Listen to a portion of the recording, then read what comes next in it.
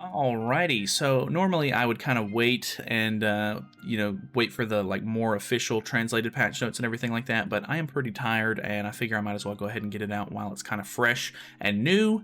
So if you're new to this channel or anything like that, and you're looking forward to Grand Cross content or anything, feel free to subscribe because we're getting pretty close to 11K, which is super cool, so I'd appreciate it. But either way, let's hop into this thing. So obviously we got the announcement this morning in the live stream. We just finished streaming.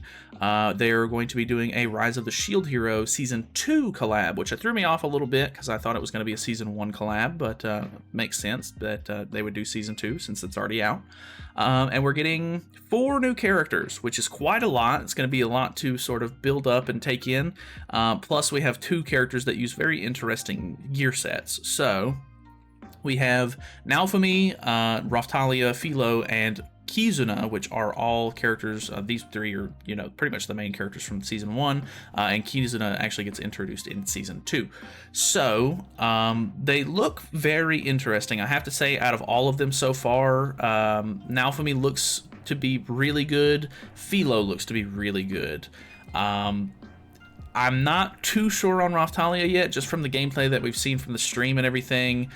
She doesn't look super impressive at the moment, and I'm really disappointed in Kizuna at the moment because I was super excited because she was a PvE only sort of character, which meant that she could have been good for like dogs or anything like that, but they have ruined that by making her not usable in Demonic Beast Battle. So I don't know what good she's going to be at this point. Like, I'm assuming you could use her for like a farming team or whatever because she's got an AoE Pierce card, but most of the PvE content in the game's pretty easy unless you're doing Demonic Beast Battle, so I don't think that she's really going to be that useful.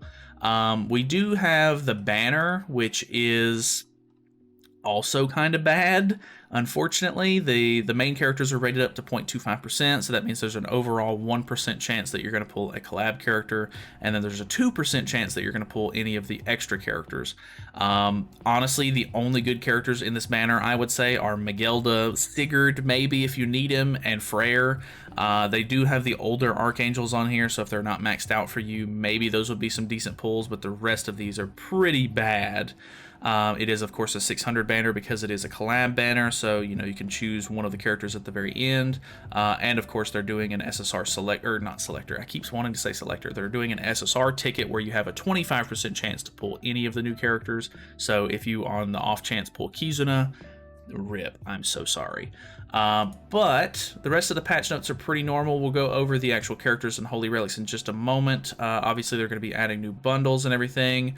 A couple of quality of life changes that are pretty nice. Nothing super crazy, but there is a login event for 100 diamonds, which is great. There's, of course, two paid cosmetics for each of the new characters, and they're actually giving away the cosmetics for the SSR outfit for Naofumi and for Kizuna, so that's good. You don't have to spend the 30 or the 60 diamonds on those, but the Raphtalia and Filo ones, you will have to buy those with 60 gems, so just be aware of that. That's 4 new characters is so much. You have to buy these with with real money. You can't buy these with gems because cosmetics and collabs are terrible that way. I don't know. Just 4 new units is so much at one time, considering we've been doing one character for like the past like year basically. Obviously more new characters is good, but just I don't know if I've got enough to power them all up. It's so much at one time. But either way, there are special missions. You do get a free multi's worth, and you get a free copy of Kizuna, which is good. But like I said, they've kind of shafted this character for whatever reason and made her not as usable. Obviously, there's going to be some new events, like a roulette, a Hawk's Treasure Chest event. There's also a new event boss that you'll be able to do, and this is where you're going to be getting a lot of your rewards and stuff like that. I think these are like the bingo rewards and stuff. You'll get 2 of your holy relic chests for the characters here, the Kizuna cosmetics, and then in the exchange shop for the event boss, you'll get 1 more holy relic box, the SSR outfit for Naofumi, and if you do the 9 consecutive clears, you'll get the other box there, so that's good. There is a UR pendant in the exchange shop, which is kind of nice, and you can get 3 SSR pendants, so that's also good. But yeah, they also are, giving all of the characters holy relics, because why would they not? There is a special collaboration labyrinth that's going to be going on, so that's kind of interesting. I'm not really sure why they decided to do that, but I mean, honestly, it's been a while since we've played Labyrinth. Hopefully this is a little bit more more improved, I guess. I know that in one of the dev notes they were saying that they were going to try to fix Labyrinth a little bit more, so it's not as RNG and like attack seal related, I guess. So we'll see how that goes, of course. Some pretty decent rewards there. You do get a free multi. There is a diamond payback event, so if you spend up to 900 diamonds, you'll get rewards for that, of course. King is, you know, going to be doing the exchange again. You can use Naofumi and Filo as your login characters, I guess, so that's kind of nice if you're into that. New hot pass as well, which is very interesting because they chose Estarossa as the free outfit for this one, which is very interesting considering demons basically got zero support for a really long time, and then all of a sudden they're like, you know what, give them extra cosmetics. So I guess it's not necessarily a bad thing if you don't want to spend money or, you know, get the weapon piece from the newest cosmetic that they just released for Estarossa. You can always just save up your Hawk Pass points and get this one for free. So that's at least a good option, I guess. One new battle event and some fixes. But let's go over the characters because I'm sure that's what you're here for. These are the Holy Relics. So Naofumi's Holy Relic is, when your HP reaches 0, recover HP by 350% of your defense up to 1 time. So it's literally just like Green Helbram's passive, where if the character would die, instead of dying, he's just going to recover, you know, 350% of his defense as health back. And I think that's roughly like 30-ish% of his HP. I guess depending if he's got any sort of stat modifiers or anything, that might be different, but it's a pretty decent chunk of his HP. Obviously, that's going to revive him 1 time, so I mean, that's obviously pretty good in of itself. Raphtalia's is when an ally is in a stance, so now for me, basically, the damage dealt by allies participating in the battle is increased by 40%, so that's pretty good. She's almost like a support style character, even though she's the one who has the attacks. Which is funny to me. Filo's is your attack-related abilities increase by 3% for each debuff effect on all enemies, up to 15 times. So that's a pretty sizable increase if you're running a debuff team. Obviously, if you don't know by now, Filo is supposed to be sort of support for the new Merlin. So running like a full unknown team with debuffs and everything is probably going to be very preferred for this, of course. And then we have Kizuna's, which is when your skills rank up, all allies will have attack-related stats increased by 30% for 2 turns. So this is also very disappointing. You can see it right over here. It has an X on it. I know you can't see it, but it does not work in Demonic Beast, and it does not work in PvP, so that is very disappointing. Naofumi is pretty interesting.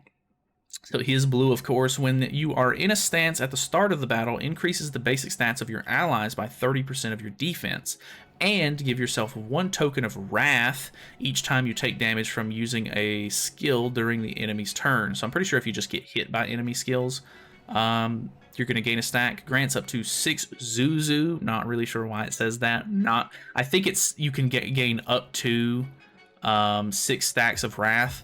And then increases the damage dealt with all areas, so AoE skills, by 35% for each mark of Wrath. So that pretty much lets you know what his kit is. He has a stance, of course, and an AoE skill here.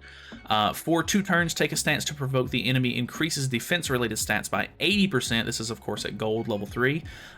Remove all debuffs on self and apply an effect that only applies 1 debuff effect. So he basically has like the same sort of thing that Brunhild has going on with her Holy Relic, where you can only have 1 debuff on at a time, so that's pretty good. It's actually very useful. And then you have Dark Curse Binding, or Dark Curse Burning, sorry. Inflicts damage equal to 270% of defense on all enemies and inflicts curse effect for 2 turns. Enemies that do not use curse skills do not fill up their ultimate move gauge for 2 turns. So I'm not exactly sure. I don't know if this is a brand new effect or what. It looked like the Encroach icon whenever they were using it in the PvP battles in the stream, so that was really weird and off-putting at first.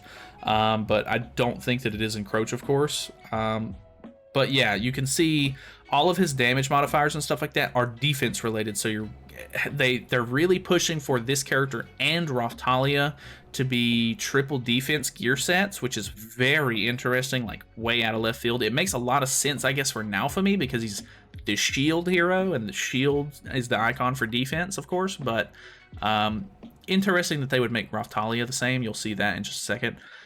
His ultimate is Iron Maiden, which is very cool. Gives a single target, or gives a single enemy a 5% stat reduction, all the way up to 30% stat reduction for 2 turns, and deals damage equal to 480%, all the way up to 720% of defense.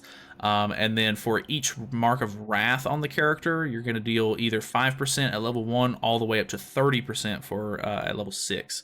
So pretty heavy hitting. It is a single target ultimate, which is a little unfortunate because I feel like single target ultimates are pretty, you know, overshadowed, I guess, in today's meta, but it is what it is.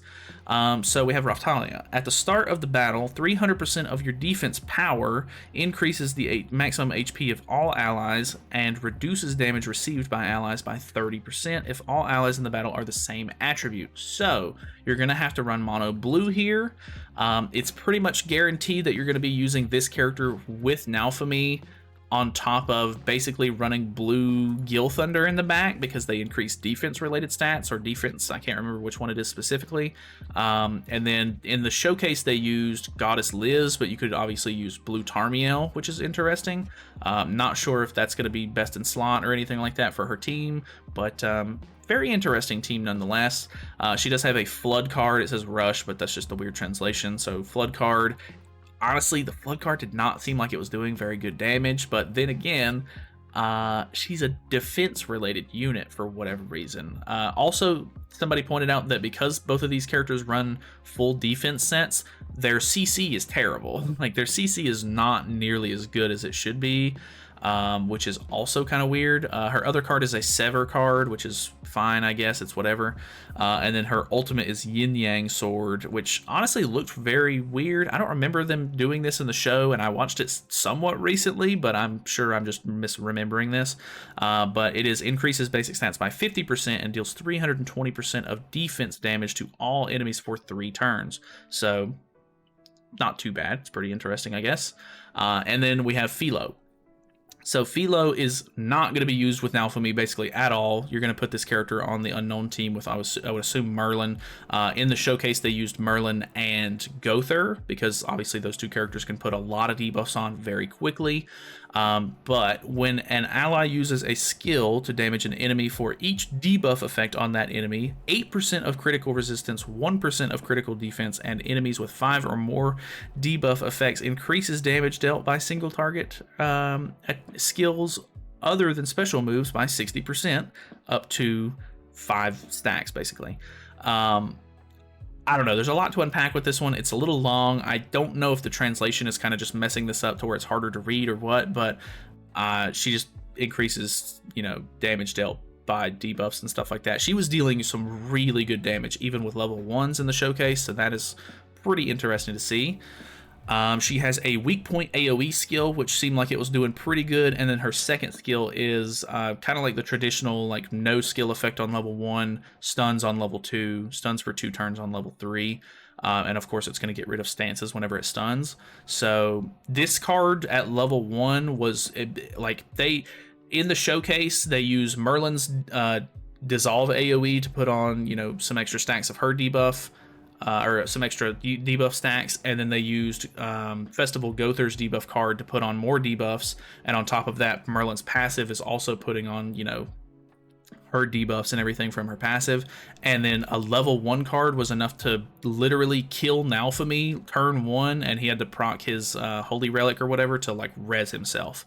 So it was pretty damn strong. I don't know exactly how good it's going to be in game. We'll have to see, but it seems pretty good. I don't know. Plus the fact that she can kind of cancel a stance at level 2 could be good for getting through Arthur's on the Bond team, but then again, it's a mono green, so who knows how good that's going to do. Her ultimate is for 2 turns. It's basically just Festival Zeldris' ultimate, if you don't know. For 2 turns, reduces HP related stats of all enemies by 5%, up to 25%, and then deals damage equal to 630% of attack on a single enemy. So it's okay. It's not anything super crazy, but it's all right. Last up, we have Kizuna, who has severely disappointed me. Not that she needed to be good for like demonic beast battles, because collab characters are pretty exclusive, and you don't want a game mode that's pretty hard to be locked behind a character that you can't even obtain normally. But the fact that she can't be used in it is really disappointing to me. But she also doesn't work in PvP either, so it is in PvE. When you use a skill to damage an enemy during an ally's turn, your skill ranks up and removes the debuff, or removes debuff effects on your allies. So it basically gives you, I'm pretty sure it grants debuff immunity, because whenever they were using her in the sort of boss battle showcase, she was putting on attack-related stats from her Holy Relic, she was putting on debuff immunity, and I think she was increasing all allies' basic stats or something like that, but that could have been Raphtalia's passive, I think, or maybe Naofumi's, I'm not positive. But she has an AoE Pierce card, which is fine, like that's cool, and then she has a buff card which removes debuffs or removes debuffs from all allies, increases basic stats by 30%, and grants debuff immunity for 3 turns. So this was part of her passive, or not passive, but her buff card. So pretty decent buff card. And then her ultimate is like Jormungandr's, where it increases damage dealt before attacking by a certain percent, of course, and then I don't know, it just deals damage to all enemies. So I was really hoping that she would be super useful for the bosses, but it doesn't look like that's the case. I don't know what use she's going to have in any other PvE modes, because they're all pretty simple and easy as it is. But I guess we'll see. So that's pretty much it. Don't have anything else to go over. Let me know what your thoughts and opinions on the characters are, of course, and if you're excited for the collab. I'm still very excited, but just kind of disappointed that they shafted Kizuna, I guess, but it is what it is. So thank you guys so much for watching. Hopefully you guys enjoyed the video. Feel free to subscribe if you haven't already, and I'll see you guys in the next one.